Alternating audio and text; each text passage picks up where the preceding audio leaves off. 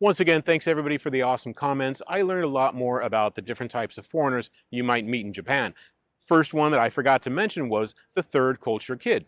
They're the person of foreign parents who grew up in Japan, speak fluent Japanese, and totally understand Japanese culture. Japanese don't really know how to categorize them because they don't look Japanese, but they sound Japanese.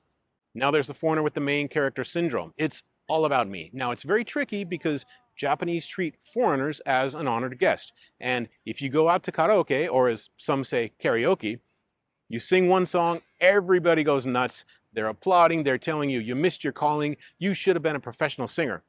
If you make the mistake of singing a second song, they're going to go to the bathroom, they're going to order drinks, they're going to start talking amongst themselves.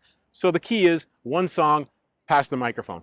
But you know what? You can really blame Shakespeare because he's the one who said, all the world's a stage. Now there's the Playboy. I don't think they deserve a lot of time on this video, but I'll just say one thing. The ones who tell you how successful they are, aren't, and the ones who don't feel the need to tell you how successful they are, probably are. There are other Asians that are not Japanese, may look similar to Japanese, and don't feel bad if you can't tell the difference. One of my Japanese friends got on a Korean Air flight, and the flight attendant came over and addressed her in Korean. She said, I thought you were Korean. So don't feel bad if you can't tell the difference. The ones who look more like Japanese, Japanese will speak Japanese to them.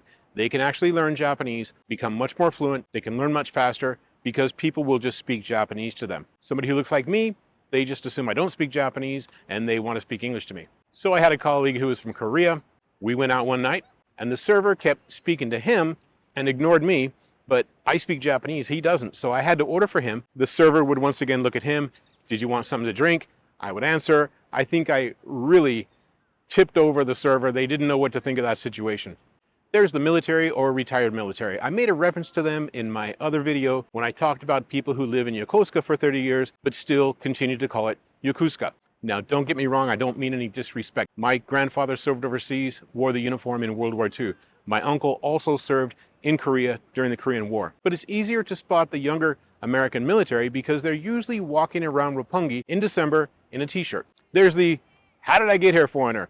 Maybe met a Japanese woman, fell in love, decided to stay, or was living overseas, met a Japanese woman, decided to come over to Japan to be with her.